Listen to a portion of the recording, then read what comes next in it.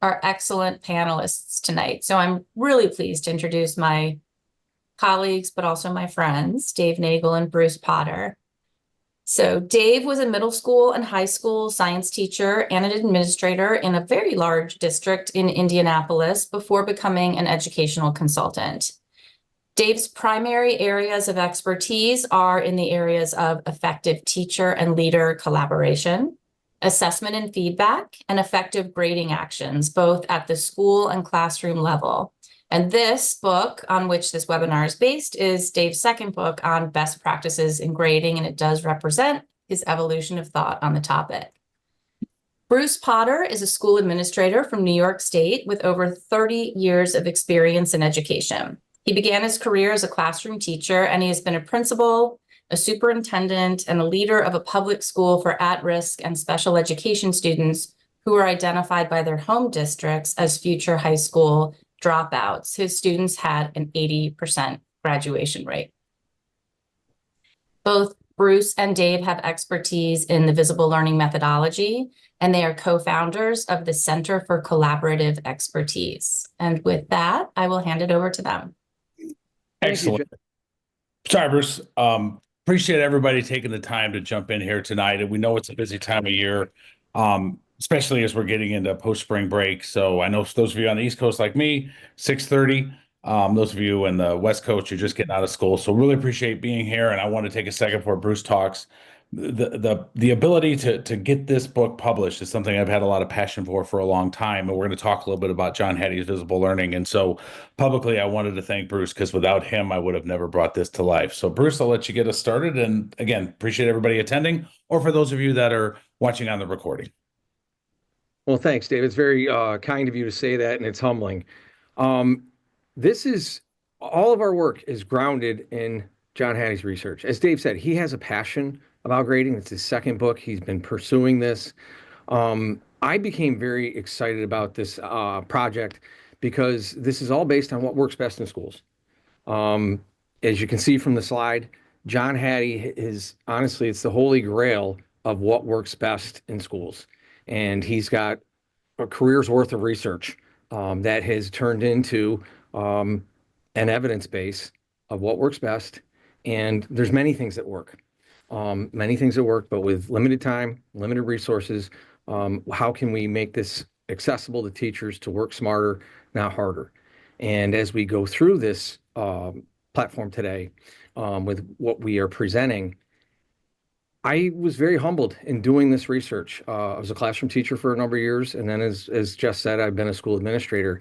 And the one thing that can really start to take away and derail what we're trying to accomplish is grading. The fact that this research really promotes what is best practice, we learned a lot of stuff, and we're happy to be sharing it with you tonight. As we can see here, again, this is not someone's opinion. This is really groundbreaking research. We'd like to start off with a poll to see what your level of understanding is with the visible learning research and your background. Regardless of where you're at, we believe this will be incredibly valuable, but it'll help us drive the conversation. Excellent. So take a second. What's your background? You're high level. You've read the books. You've attended the VL Institute. You've had support from Corwin all the way to what is visual learning? Just to give us a little bit of background as folks are coming into your knowledge, understanding of the visible learning work, its implications, its research. So give just a couple moments, let everybody kind of submit their ratings. Melissa, we'll leave it up to you to win. I think we've got enough folks.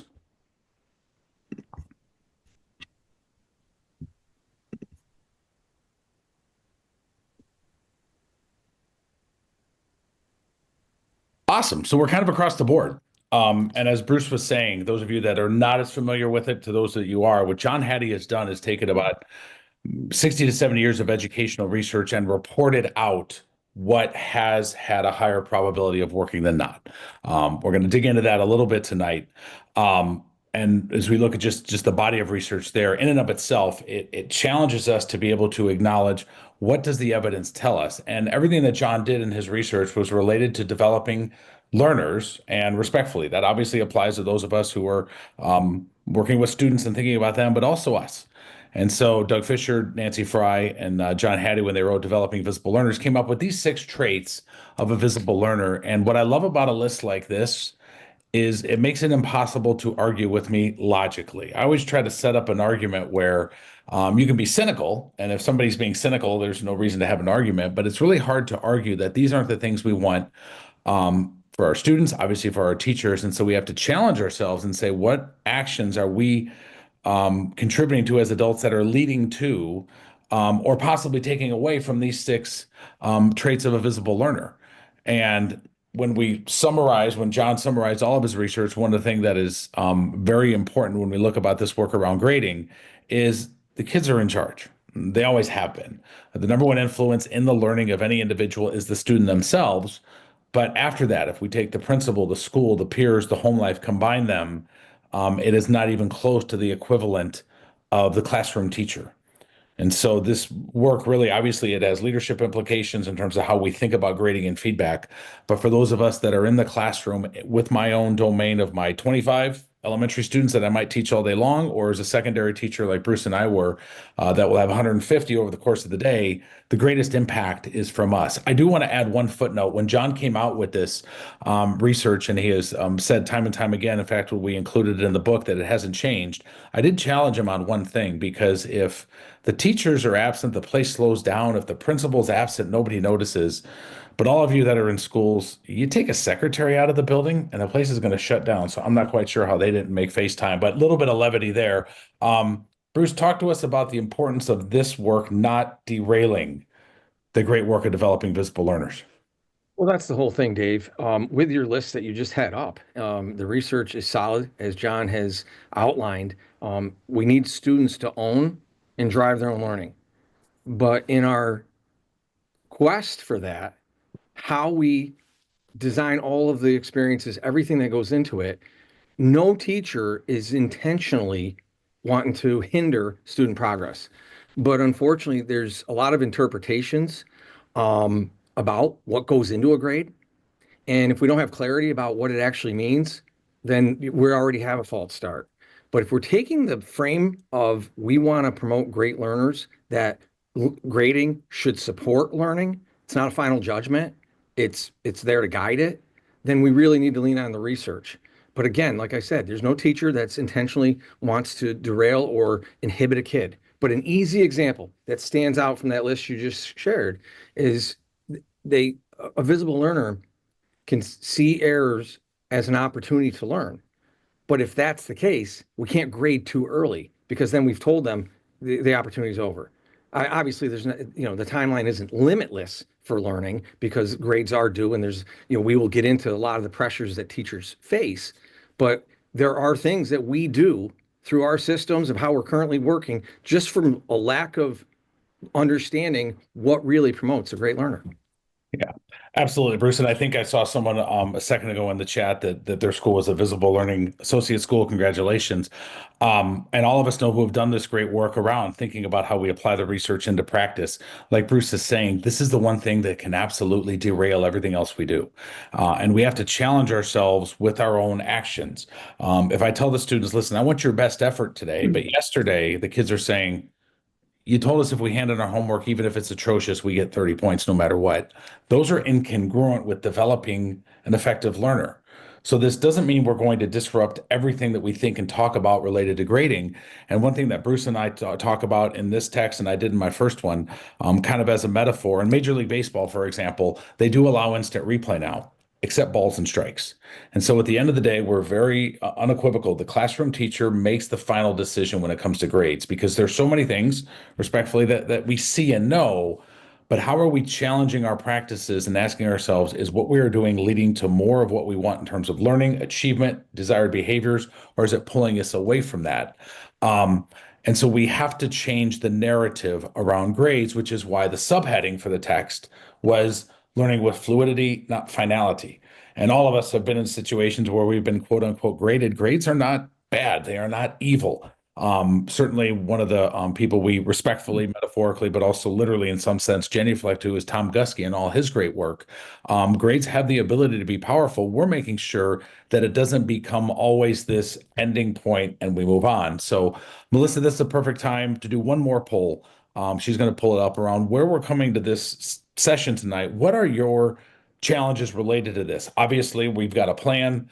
But Bruce and I had built in the ability to not necessarily deviate, but to make sure, based on where you're coming from, we can address some of your needs here. So take a moment, check all that apply. Your biggest challenges right now related to grading in your school, in your district.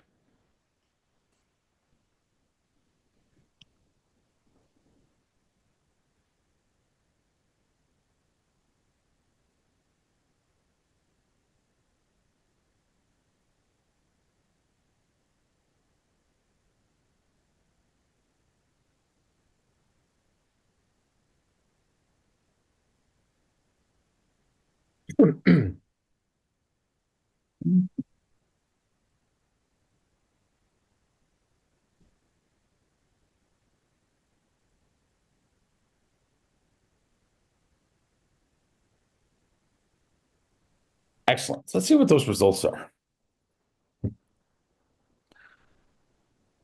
And Bruce, let's lead us up for a second and kind of speak to it. We're not shocked that we're not seeing across the board some things. I want to add one little nugget, and then Bruce, get your thoughts from this list. One of the things we tried very hard to do, certainly we know the power in standards-based grading, and in and of itself, standards-based grading adds one of the key elements that we know have to be present, which is clarity. At the same time, I have seen respectfully just as many train wreck examples of how that system didn't move the needle, didn't focus on feedback, didn't have the right amounts of clarity. And so that one about the standard point was something we wanted to consider, and we think we've addressed that in the book to where we're of course supporting that. But there are some places that don't necessarily do that. But Bruce, from your perspective, author, writer, teacher, superintendent, anything earth-shattering or what catches your mind? Obviously, we've got a mixture of folks saying that all these are things that are impacting their grading having the impact we'd hope they would. So there's two things that really jump right out to me. One is the inconsistency across classrooms. We're going to get into some of the traditions that trump practice, but how can there be a fidelity of how students perform when there's an inconsistency across the classrooms? So when you get into ranking and these other things that are traditions in schools, if there's not a consistency as to how a school or a team of teachers is doing it, that's going to be an issue. Another thing is you referenced Tom Gusky. I became familiar with Tom's work because everywhere I turned, he was a resource of somebody we were looking at. And there's great, he calls it hodgepodge grading. And one of the things that points right out where 43% of the people think that grading is focused too much on student behaviors, attendance, late work, those types of things. So it gets to we're going to get into this, but it really speaks to what the clarity is. What is the purpose of this? And our whole frame on what we've approached is we are attacking this to promote learning. Yeah, definitely. And one footnote to what Bruce said, one other comment, and we'll move on. I think we got to understand that balance in terms of those of us that are sports fans and understand that metaphor. Where we get frustrated is when there's just tremendous degrees of inconsistency. It's never going to be perfect. If we're looking at a student's grade and both of us are pretty close in terms of what we would assume, I'm not saying we shouldn't have total agreement, but there's a bigger difference between I'm saying it's a B plus and Bruce is saying it's an A versus somebody else saying that kid's not passing, and one teacher who's tremendously utilizing evidence around behaviors versus somebody not. The other thing that we're really excited that it came up in the point here is the piece about rigor. And we're going to dig into that, which is why, respectfully, I think we have to be cautious of thinking just because we have a standards-based, standards reference grading system that we're automatically agreeing of what the rigor of the task is. And we're going to share with you a couple of tools and instruments that we've put together with that. So, pun intended, but when we think about, the traits of a visible learner, well, then how do we go about grading them? Respectfully, I think we can look at them the exact same way. And certainly when you're writing a book and you can find a way to have a metaphor, an acronym that works as well as this one did with a little bit of poetic freedom, we're going to walk through tonight, and what we did in the book was, after the setup, is how we take these 6 traits of a visible learner and what are specific feedback action strategies that apply to not getting away from any degree of authenticity and accuracy in terms of the feedback. We would never want to go to our physician and have him look at us and go, gosh, he's eating well, he's doing everything right. I can't tell him about that tumor. You know what? I'll just call it a polyp. There's a tremendous amount, respectfully, of grade inflation that we have to be cautious to. At the same time, we have to look at, are the actions we're putting forward giving us more of the desired result around academics, as well as behaviors. And a couple of overarching concepts that I talked about in my first grading book that I wrote with Corwin coming up on 10 years ago.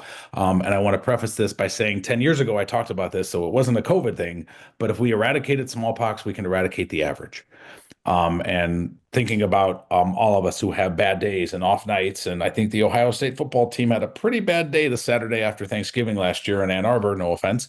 Nobody questioned that when Ohio State was the national football champion. We allowed them to learn from their mistakes. So the grade book should be a counselor, not a jailer. We should have a body of evidence that allows us to make a pretty good estimate of teachers' learning. Teacher estimates of achievement is one of Hattie's highest level influences. And then secondly, and we're going to talk even more about this, we have to accurately consider and weigh evidence. There are pieces of evidence that should carry more weight because they're more rigorous. And just like I saw last weekend, I think was the national championships for gymnastics. There are certain moves, and in diving, Bruce, you brought this up once, a couple of times when we were talking, and I think you cited it in the book. By attempting that dive in and of itself, you get more points because it's more rigorous. The other thing, and then I'm going to turn it back to Bruce to keep us moving. This was something that I created and developed as a model in my first grading book with Corwin back in 2015 around preventing failure. And preventing unnecessary failure. And when students struggle, the first thing they need to do is be supported. And as my thoughts have evolved, the research has spoke to me a little bit more. All kids need to be supported. And so throughout the book, we weave in the SITE model of how we use intervening early. Intervening early meaning these students actually have a lot of background knowledge. Let's let them accelerate, or these don't. When we talk about incentives, we're not talking about carrots, but we're incentivizing the behaviors we want more. And as secondary teachers, I know there's elementary and secondary with us tonight, but I hear secondary teachers often talk about how kids are motivated by the grade and points. And Bruce has heard me say this many times. I've never seen a first grader go, hey man, is this worth 50? It's not, I'm not doing it. So let's at least acknowledge if they are motivated by that, it's learned. But a greater incentive is less work and more freedom. So you have 10 math problems. When you get 7 of them done correctly, you get to move on. I didn't say you only had to do 7. What we're talking about with incentives is incentivizing the behavior, not being a transactional teacher. Time always needs to be the variable, and something we'll hit upon many times tonight that we did throughout the book. We're very intentional with what evidence we gather around student learning. And Bob Marzano spoke to this over 20 years ago when he wrote What Works in Schools, that the more we think there is a potential danger of failure, the more we need to gather more evidence on that. Just like when a doctor is diagnosing and all of a sudden they identify a potential disease or a problem, they actually gather more evidence around that part of your body system that's not working. So it's being intentional with what evidence we gather intentionally. So throughout, we did one time tonight where we tie the SITE model back to something, but throughout the book, we tried to create anchors as to how that strategy, that action applies back to the SITE model. Bruce, talk to us about this one. So to truly support learning, we need to disrupt the culture of compliance. There's a mindset where just finishing the task is valued over the understanding. I got it done. Here you go. When we set this up this way, when work is assigned without a clear purpose or a connection, then students and parents begin to see grades as transactional. And when I refer to the parents, we just come into it. That's all they know. That's how they went to school. But here's the thing. And there's a lot of empathy from where Dave and I are coming from, because there's a lot of pressure on the teacher. There's curriculum overload, the historical influences. I'm going to get into a variety of these challenges specifically. But again, with parent expectations, we only know what we know. Like, I'm going to use myself as an example. I graded my students the way I was graded. And quite frankly, I've had a lot of conversations with colleagues. They did the same thing. And what goes really to that point is every parent was a student. So they now expect things to be a certain way. Well, just because we always done it that way doesn't make it right or best. When we know better, we do better. I never wore a bike helmet, but my kids did. So we need to be informed by the evidence. Yeah, and so one of the things when we talk about combating this, the mentality of completion compliance, we are not saying kids shouldn't be completing work.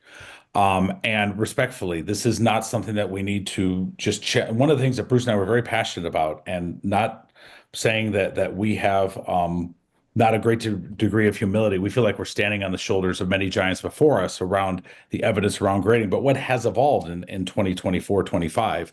But there is pressure teachers feel. There is perception sometimes of needing to cover and those kind of things. And so this idea that we have a mindset of getting kids to complete work in and of itself isn't bad. But one of the tools and instruments that I wanted to speak to for a second, and it's a slight adjustment, but in terms of where Bruce and I were going, but we wanted to bring it up, was we tried very hard throughout the text to create instruments and schematics for teachers to and PLC teams respectfully to consider. And so we created what is called the assignment task grading matrix. And on the vertical axis, that task, that assignment, whatever we're calling it, will have an impact on the grade. Anything going to the right on the horizontal axis impacts the learning. So things on the left, keeping it very simple in the little bit of time we have, we obviously go into much more detail in the text. Those are tasks that are not moving the needle. So what they do at times is inflate the grade or create an unnecessary sense of simplicity. Tasks that are very mundane, tasks that don't require a lot of thinking. When we don't do them, it holds into the losing area. There are tasks that in the moment might not increase the grade, it might technically decrease it.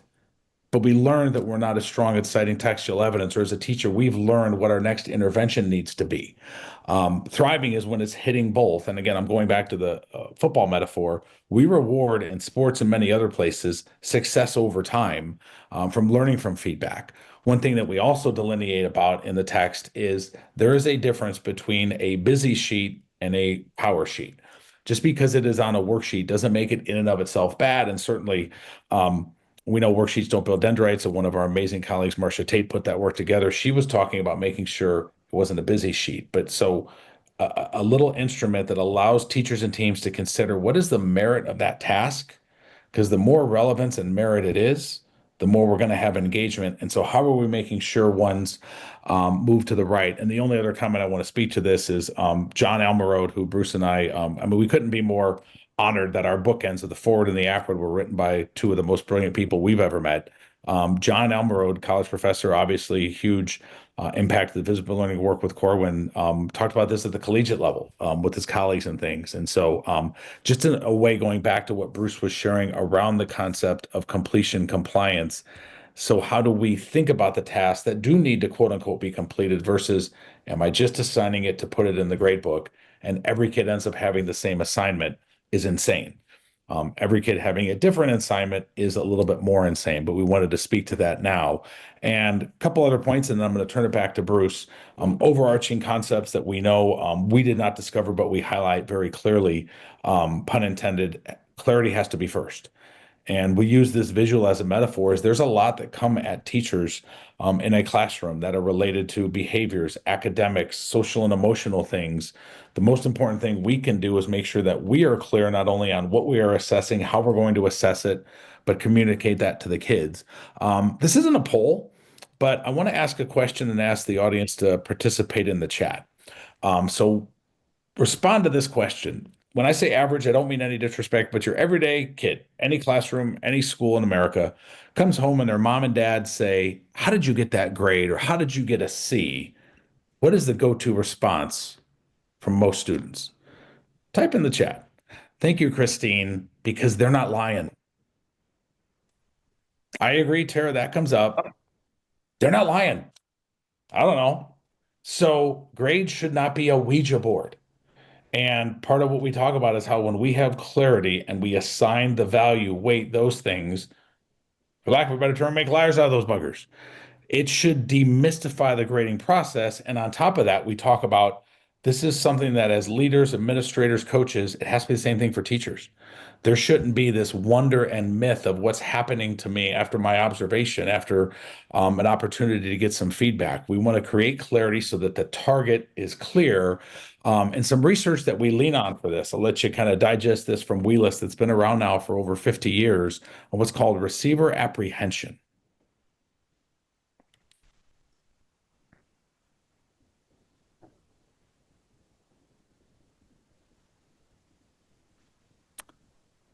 Pretty powerful statement. And if I could take a second to have a little bit of fun and levity here tonight, fear of misinterpreting or inadequately adjusting psychologically to messages sent by others. That's why Bruce and I, when we ask either one of our wives or any of you ask your significant others how they're doing and they say, fine, we get a little bit of a chill down our spine. But this is such an important thing because the results and the impact of receiver apprehension is very concerning, but it's also not a shock. This is not earth-shattering evidence that when students are unaware of what they're learning and they know that they have some struggles, we wonder respectfully why we see some of the behaviors that we don't like. And the Jenkins curve, a lot of us are familiar with around students viewing school as a place to learn and grow and fun being relative, but an opportunity to get excited about learning and growing decreases from kindergarten all the way through 10th grade before there's a little bit of an uptick. That's why clarity is so critical because it is absolutely inversely related to receiver apprehension and it eliminates the ability of any student to go, I don't know how I got that grade. Absolutely, you do. So, Bruce, I'll let you talk to the group about some hurdles we've identified. We're not going to go through all these tonight, but there are some everyday challenges of just the makeup of our school setting that will inhibit our ability to develop exceptional learners through grading. And Bruce is going to speak to a couple of these. We go into much more detail, obviously, in the text, but this is a big one around traditions trumping evidence. So one more point I just want to make about what you talked about. When there's no clarity, students learn to play the game of school.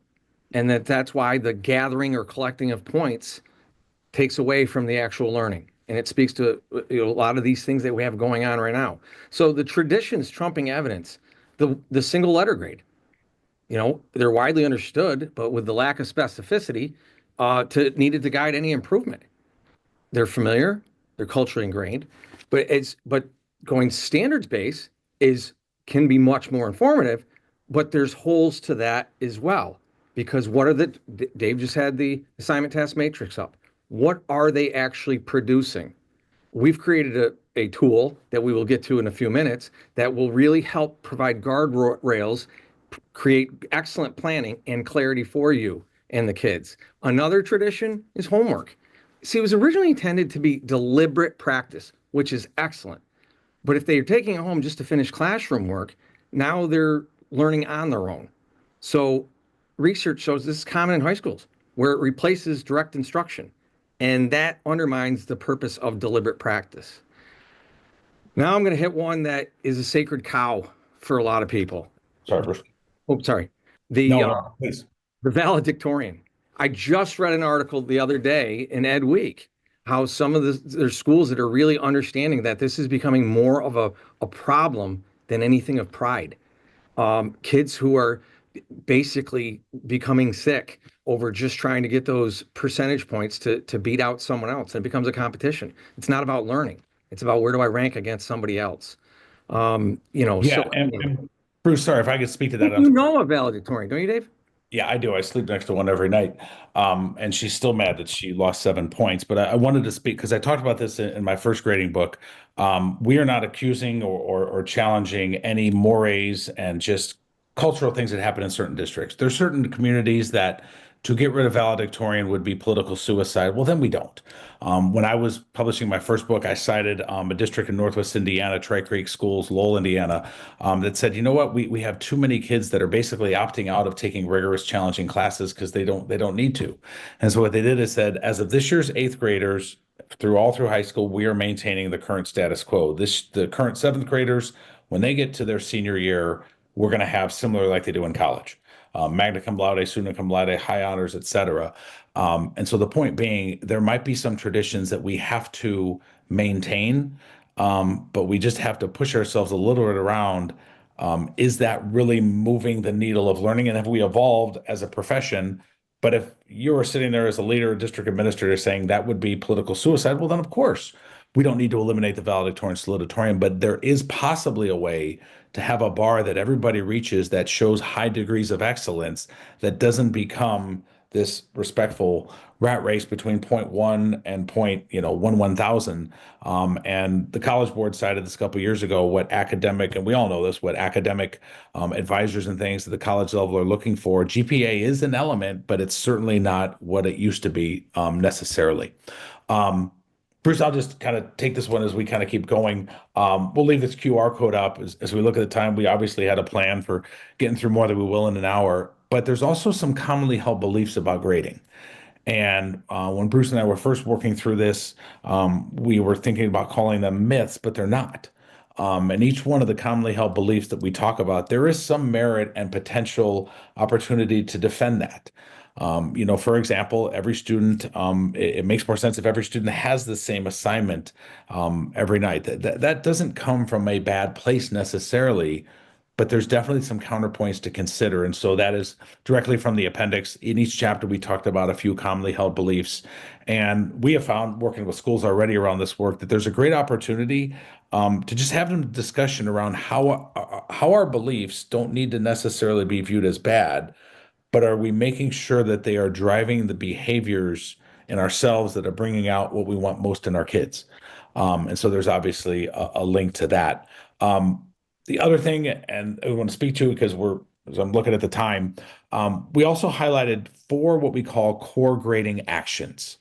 We're going to get into clarity of scoring, but these are things that are completely across the board, elementary, middle, high. One of them is teacher collaboration.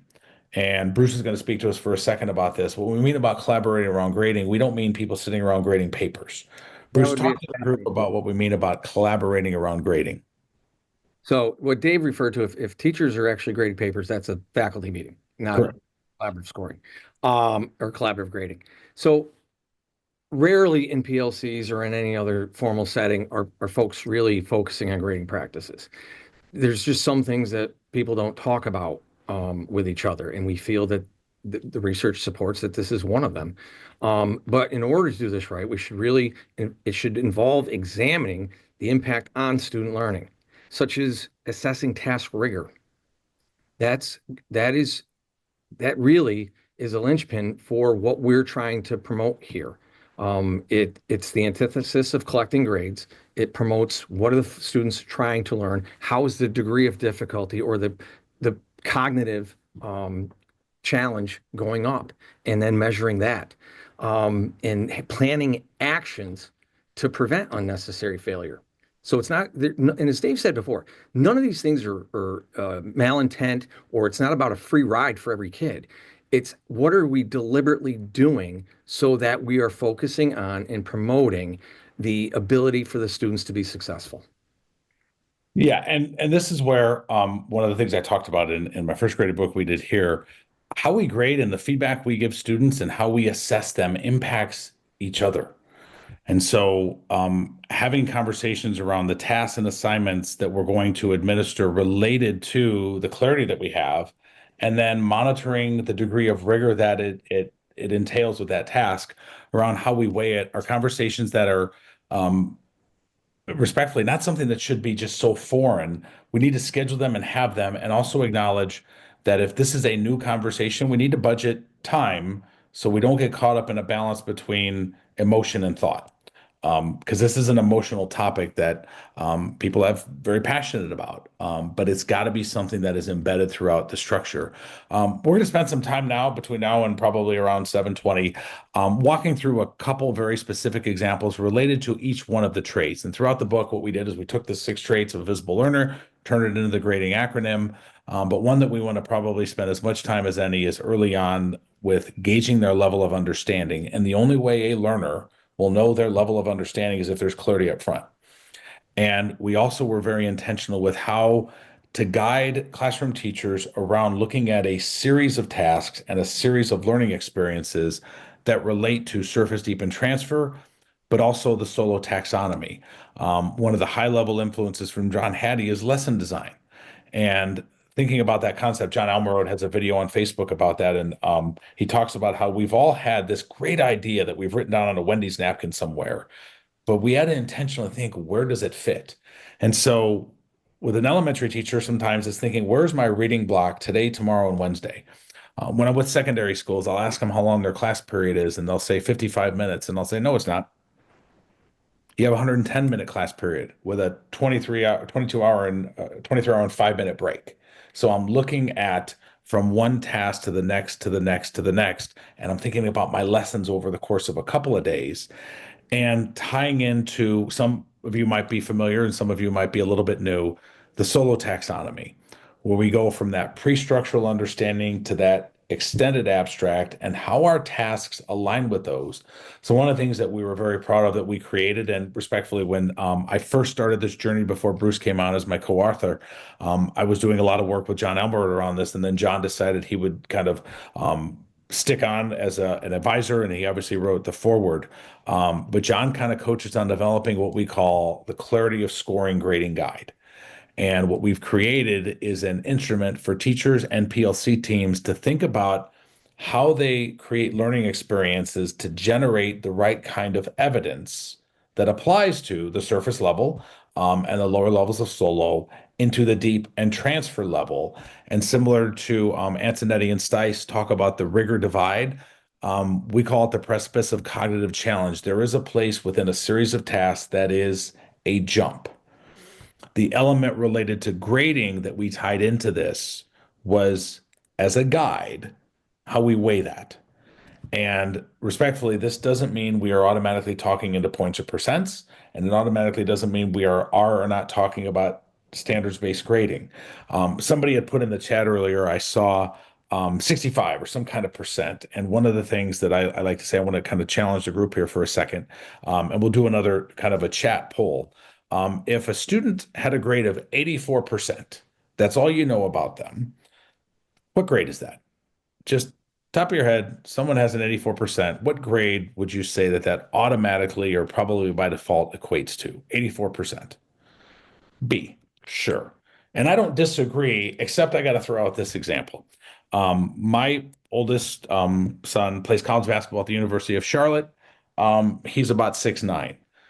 If Nicholas makes 96% of his dunks, that's terrible. If he makes 40% of his three-pointers, that's phenomenal. So could we respectfully say that that 84% in and of itself doesn't tell us anything yet if we just assume that all tasks are created equal? So what we created was a guide or some guidance for how we weigh certain tasks related to each other.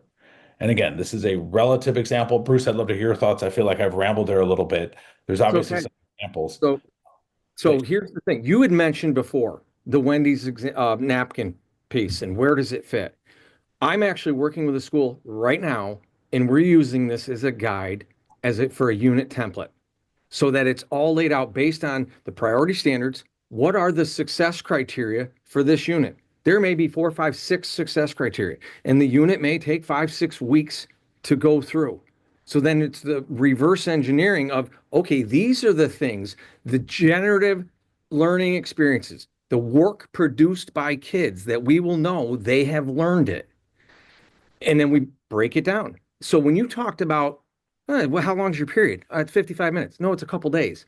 What we've done, and it's been the faculty find it very valuable, is breaking it down as a lesson is one singular success criteria. Now, how am I teaching and educating and supporting the kids through their learning experiences for that one singular success criteria? Now they know they can gauge their level of understanding. They know where they're at because of the clarity, and they know their next step in their learning journey. Absolutely. And I've done some work. Some of the examples that you see there are ones that we included in the book, but there's also some, I'm doing a lot of work in Billings Public Schools, phenomenal group of educators who have really embraced this. And I want to say respectfully, without clarity, without having success criteria that aligns with those, we really sort of fall short with our ability to be able to have a set of experiences that align. Because yes, the grade is important, but as a way to support learning and provide evidence towards what learning has happened. And when I first started this journey, and not that I haven't loved Bruce being a part of it and John Elmore being a part of it, but when John Hattie gave it the blessing, and certainly early on, I was probably inundating him with some thoughts and ideas. Number one, to make sure that it was aligned with what he saw with research, but to get his feedback, he kept pushing me on a thought of where to next. Mhm. That's where the fluidity came in. Where to next? And far too often we have this mentality, if there's my grade, I'm finished. When you have that generative learning experience mindset, there is always that opportunity to say, what is that next level of challenge, which leads us into the next trait. And we'll speak to just for a moment um, around mastery grading. Tom Guskey has talked so much and done great work on mastery learning. And one of the concepts that we talk about is that we have sort of a minimum proficiency threshold that is related to certain success criteria. And we've all been there, at least I wouldn't say all of us. I will acknowledge my own shortcomings as a teacher. Bruce and I talked about this, where um, awesome kiddo tries really hard, hands in wretched work, and we give them some indiscriminate number of points or indiscriminate number of a rating to put in the grade book. This is also where, respectfully, the minimum grade, Bruce and I want to challenge that. We understand the mentality. The mentality of the minimum grade is to prevent kids from having this hole that they can't take out of. If we're eradicating the average, it takes care of itself.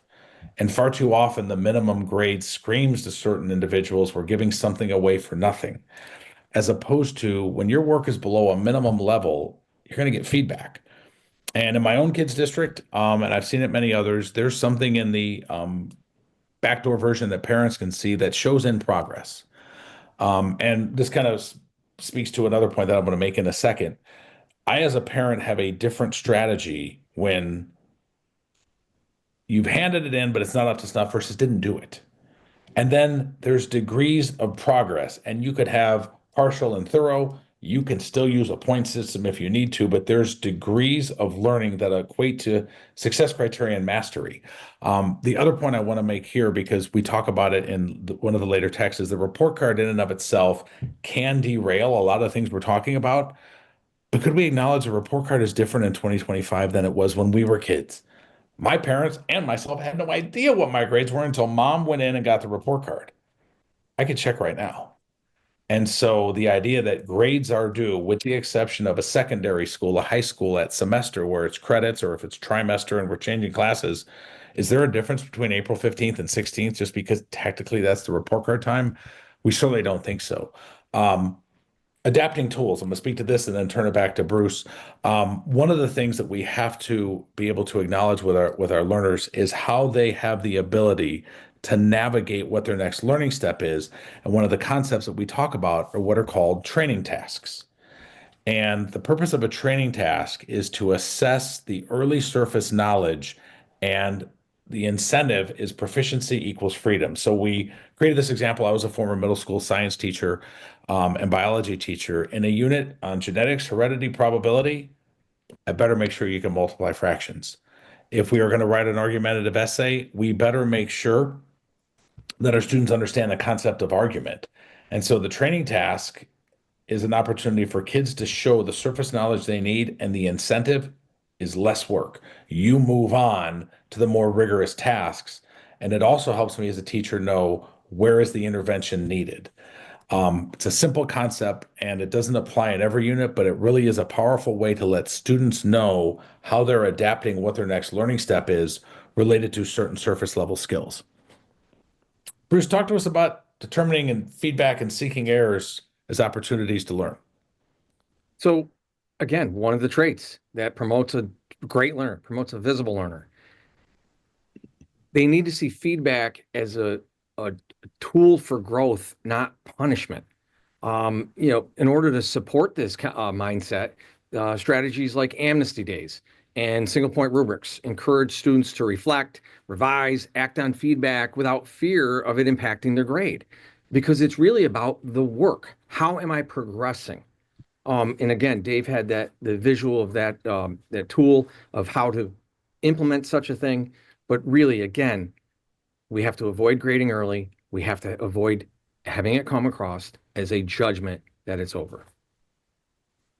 Yeah. And so, Bruce, this is one of our core practices. Talk to us about our concept of stipulated second chances? So it's right in the name, and it's really important to highlight because when you engage anyone in a conversation about this, you get some cynical responses. You talked about not being able to argue with a cynic. Well, you're just going to give them, endless opportunities.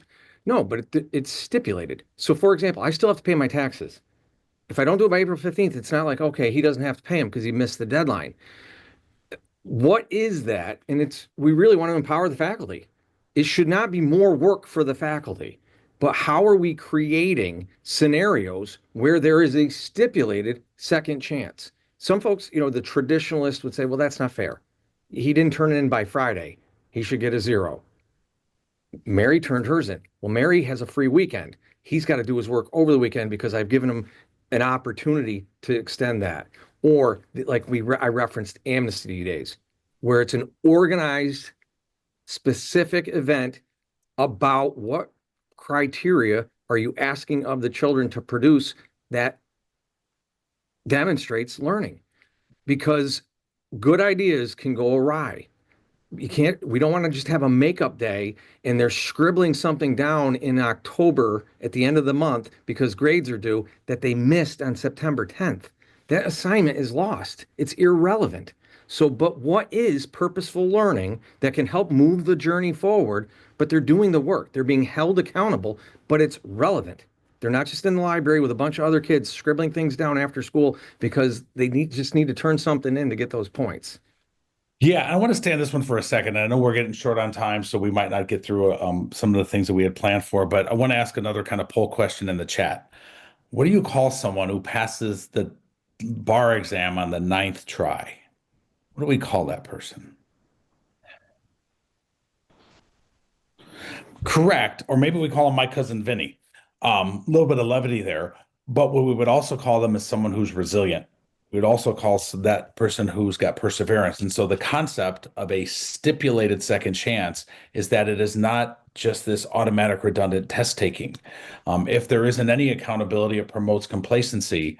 And I do speak to, Bruce and I speak to, because every once in a while at the secondary level, we get this, well, what about college and other places? I can cite several universities, one of them being Purdue, a very highly reputable university around veterinary and engineering, and their policy is that if you do not complete your work within the semester and you work out a deal with your professor with a certain amount of time after, you will get the same grade as if it was handed in on time as long as you work out the deal with your professor. There's usually a stipulation. You have to write a paper for publication. You have to do something extra. And so the idea of a stipulated second chance is a concept that allows our ability to build in resilience with kids to provide opportunities to learn, but it certainly is not something where we are saying there are infinite chances and absolutely positively no deadlines with no consequences. I have to tell a story of a teacher I was sitting in on one time, and they were talking about how their middle school students were in Spanish. The expectation was do not let them use AI when they're learning Spanish because that's like taking a robot to work out. I completely agreed. The next comment was before they submit their work, to be able to have a stipulated second chance to do a retake, I need to see a reflection. I need to know what have you done from point A to point B to get ready. I agreed.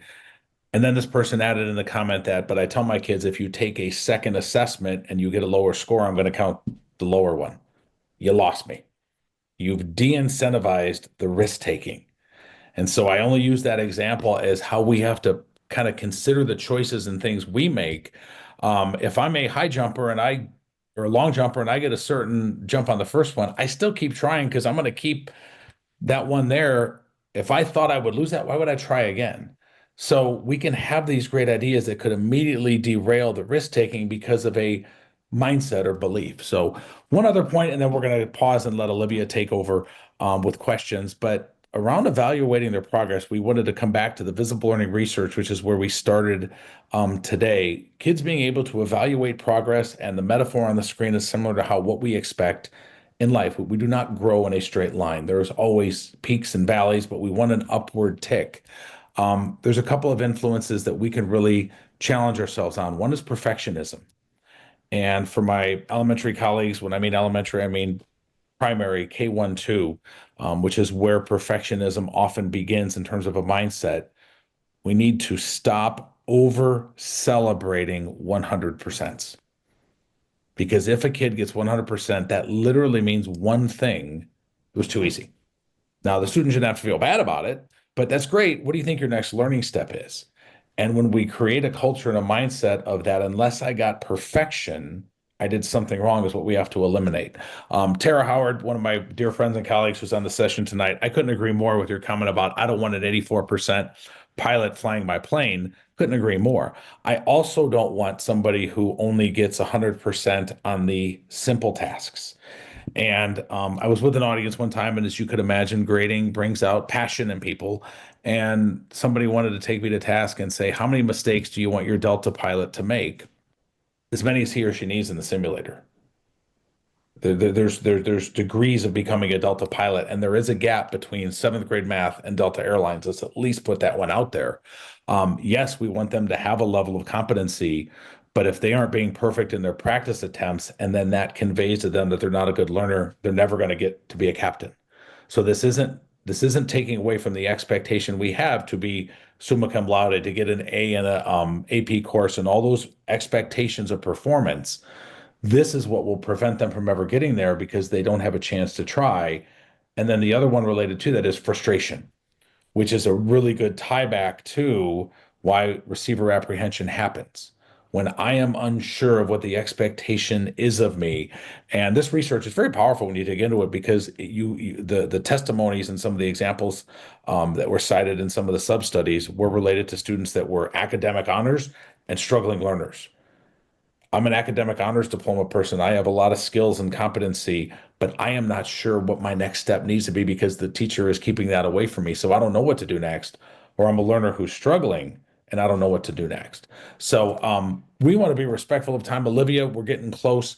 I think this would be a good time for us to at least pause our points that we had and listen to any questions that have come up in the 7 minutes that we have left.